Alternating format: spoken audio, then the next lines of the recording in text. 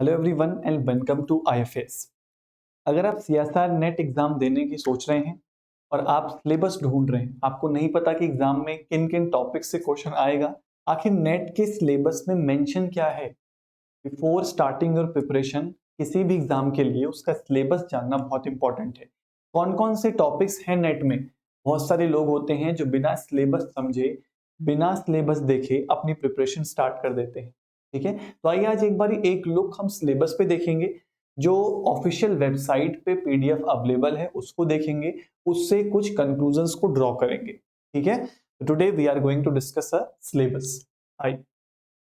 अगर नेट की बात करी जाए तो ये आपको जो कटआउट मैं यहाँ पे प्रेजेंट कर रहा हूँ, this is from the official website of CSIR net. Chemical science का ये सिलेबस है। सबसे पहले यहाँ पर लिख रखा है इनऑर्गेनिक केमिस्ट्री। ये सिलेबस किसका है? इनऑर्गेनिक केमिस्ट्री का। नेट ने किया क्या है, कुछ पॉइंट वाइज टॉपिक्स मेंशन कर रखे हैं। It is quite different from GATE. GATE का सिलेबस से थोड़ा डिफरेंस है, इन्होंने पॉइंट में हमारे टॉपिक्स को मेंशन कर रखा है। ये पूरा सिलेबस आपका इनऑर्गेनिक केमिस्ट्री को कवर कर लेता है। अब इस सिलेबस में हर एक टर्मिनोलॉजी अपने आप में बहुत इंपॉर्टेंट हो जाती है। जैसे कि आप पहले पढ़ेंगे केमिकल पीरियोडिसिटी, मतलब कि ये टॉपिक कौन सा हो गया, आपका पीरियोडिसिटी वाला टॉपिक हो गया। पीरियोडिक प्रॉपर्टीज टॉपिक पूरा का पूरा इस फर्स्ट टॉपिक में कवर हो जाएगा।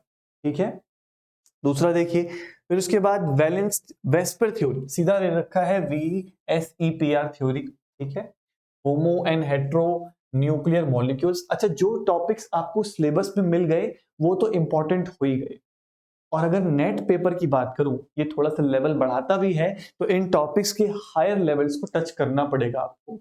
ठीक है, और देखिए concepts of acid base chemistry सारी यहां आ जाती है।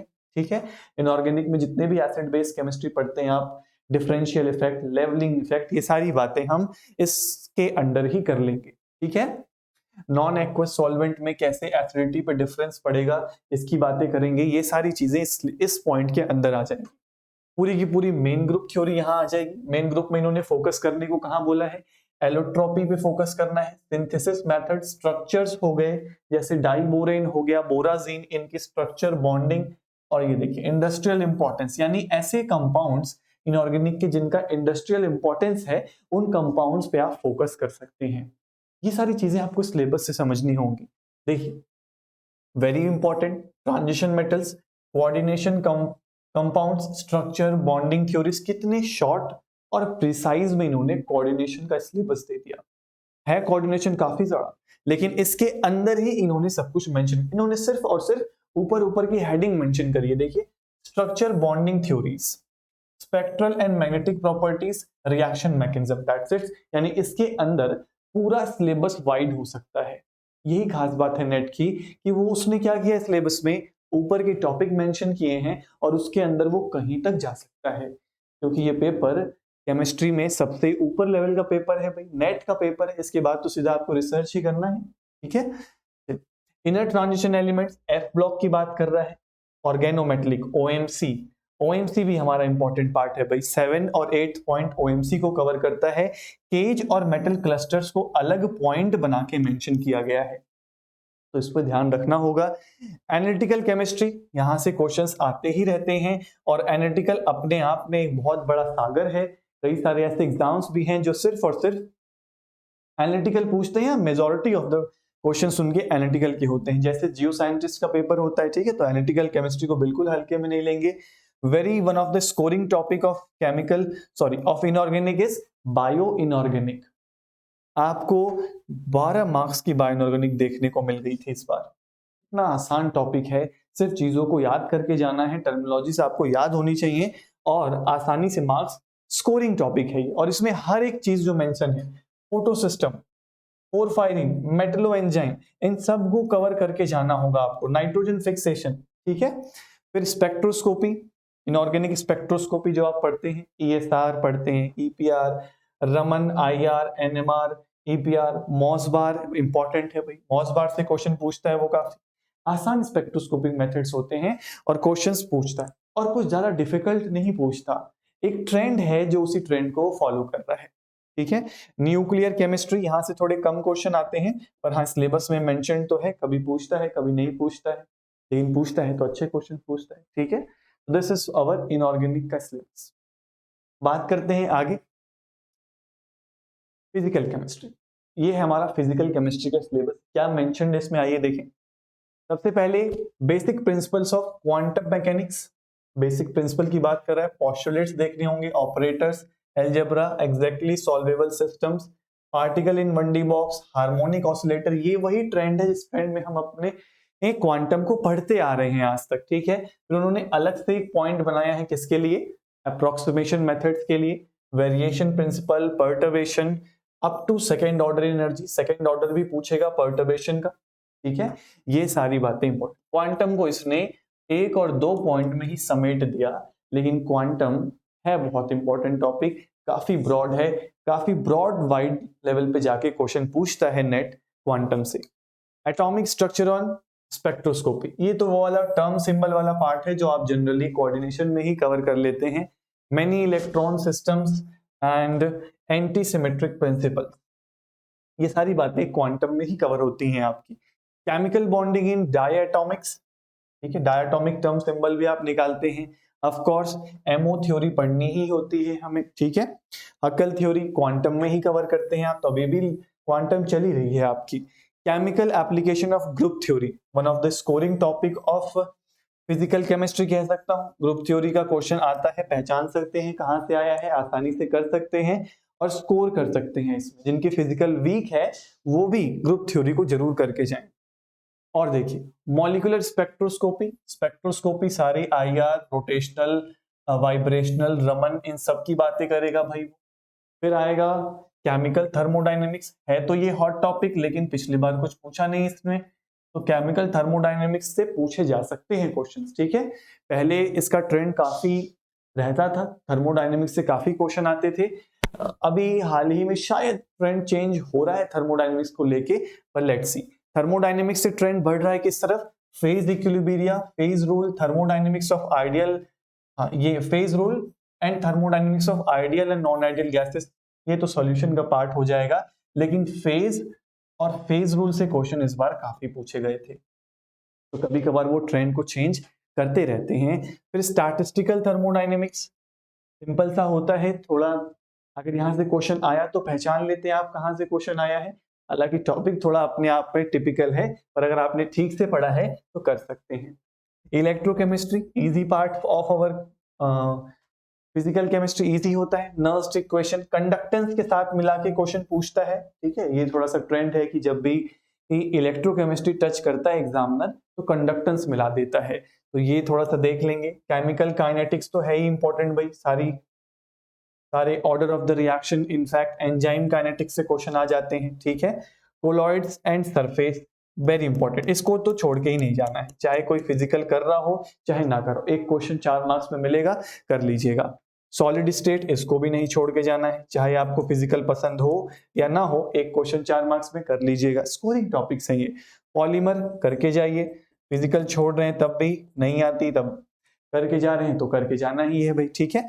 डाटा एनालिसिस, 1-2 मीन निकालने, इनके फॉर्मूले देखते जाइएगा, यहां से भी 1-2 क्वेश्चन कभी कभार आ जाते हैं। अगला ऑर्गेनिक, ऑर्गेनिक की बात करें भाई, नेट की ऑर्गेनिक एक रियल ऑर्गेनिक होती है, मैं बोलूंगा वहां के जो क्वेश्चन होते हैं उनके स्टैंडर्ड होते हैं। कई क्वेश्चंस ऐसे होते हैं जो काफी डिफिकल्ट लेवल के होंगे, वो सीधा रिसर्च पेपर से उठाए गए होंगे, पर वो आपको करने के लिए नहीं होते, वो छोड़ने के लिए होते हैं। आइए सिलेबस देखें।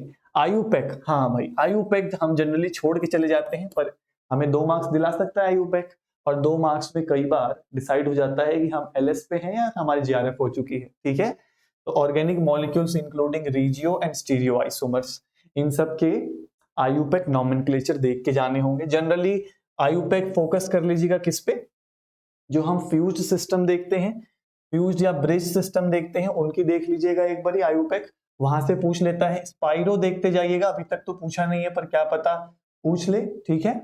और ब्रिज सिस्टम देख के जाएंगे, ब्रिज्ड सिस्टम से पूछ लेता है ये, ठीक है, इसको देख के जाएंगे। Principle of stereochemistry, second point में इन्होंने स्टीरियो को इन्वॉल्व कर लिया, stereoselectivity, enantioselectivity, diastereoselectivity, सारी बातें कर ली, ठीक है। एरोमेट्री को अलग एक पॉइंट बनाया है इन्होंने, यहां से भी पूछ लेते हैं। Benzenoid, non benzenoid compounds, benzenoid क्या होते हैं, जिनमें बेंजीन रिंग मिलेगी, नॉन बेंजोनाइट जिसमें नहीं मिलेगी सर। इंटरमीडिएट्स, इनकी जनरेशन, इनकी स्टेबिलिटी और इनकी रिएक्टिविटी की बात करेगा। कौन कौन से हैं? कार्बोकटायन, कार्बानाइन, फ्री रेडिकल, कार्बीन और बेंजाइन हो गई हमारी, ठीक है, और हमारी नाइट्रीन हो गई। ये सारे इंटरमीडिएट्स, इनके बेसिस पे जितने नेम रिएक्शन है सारे करके जाने होंगे हमें, ठीक है। ऑर्गेनिक रिएक्शन मैकेनिज्म यहां से भी पूछता है, इंपॉर्टेंट है ये।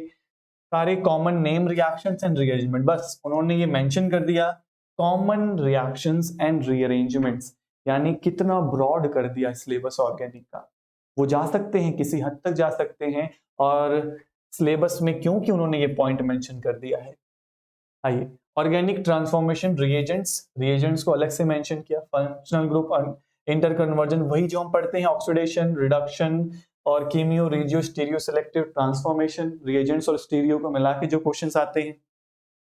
Concepts in organic synthesis, retrosynthesis जो जनरली हम छोड़ के चले जाते हैं। सिंथॉन्स, ये इकलौता ऐसा टॉपिक है ऑफ रेट्रोसिंथेसिस जिससे काफी क्वेश्चंस पूछे जाते हैं। किससे? सिंथॉन से। एसिमेट्रिक सिंथेसिस की बात करेंगे। एसिमेट्रिक जनरली हम इंटरमीडिएट में ही कवर कर लेते हैं, जहां पर हम कायरल ऑक्सिलरीज की बात करते हैं, ठीक है। प्रोडक्ट्स कैसे बनेंगे, अगर मेरे पास स्टीरियो के साथ मिला के क्वेश्चन दे रखा है, Cram's model, anti Cram's model, Felkin model, सारे। Pericyclic, one of the important scoring part, organic छोड़ के जा रहे हैं तो भी इसको करके जाइए, इसके क्वेश्चन अलग ही चमक जाएगा पेपर में कि ये तो सर पेरीसाइक्लिक का क्वेश्चन है। Synthesis of and reactivity of common heterocyclic compounds, pyridine, furan, thiophene, इनकी सारी केमिस्ट्री इधर आ जाएगी। Chemistry of natural products, biomolecule से रिलेटेड सारे क्वेश्चन, इनको भी करके जाइए, छोड़िए मत। स्ट्रक्चरल डिटर्मिनेशंस, अब आ गए आपके spectroscopy, IR, UV, NMR, mass spectroscopy को बिल्कुल नहीं छोड़ना है, यहां से क्वेश्चन आ जाता है, ठीक है, और इजी क्वेश्चन आता है। फिर एट द एंड आते हैं कुछ टॉप, आप जब सिलेबस देखोगे तो उसमें आपको एक ये वाला सेक्शन भी मिलेगा, इंटरडिसिप्लिनरी टॉपिक्स। यहाँ क्या मेंशन्ड है, इन्होंने कुछ 5 पॉइंट्स मेंशन कर रखे हैं, जिसमें से वो क्वेश्चन कहां से पूछ लेते हैं, कैटालिसिस एंड ग्रीन केमिस्ट्री से पूछ लेते हैं। Medicinal chemistry is a very trending topic, यहां से पूछा जा सकता है, ठीक है। और बाकी टॉपिक्स हम जनरली स्किप ही करते हैं, क्योंकि नेट का मतलब पूरा सिलेबस करके जाना जरूरी नहीं है, पर हाँ अगर इनमें से कुछ करना है तो इनको करके जा सकते हैं, ये है इंपॉर्टेंट। ये तो ऐसा टॉपिक है बहुत सारे लोगों को पता भी नहीं होगा कि सिलेबस में है, ये इस तरीके से मेंशन्ड है, ये ऑफिशियल कटआउट है सिलेबस का, आपको मिल जाएगा, ठीक है। तो that's all about your syllabus. I hope syllabus का एक ओवरव्यू मिल गया आपको। सिलेबस आप डाउनलोड कर सकते हैं, हमारे IFS की वेबसाइट से भी कर सकते हैं, ऑफिशियल वेबसाइट से भी कर सकते हैं, लेकिन करिए, देखिए, एनालाइज करिए। मिलते हैं किसी और वीडियो में, तब तक के लिए हैप्पी लर्निंग।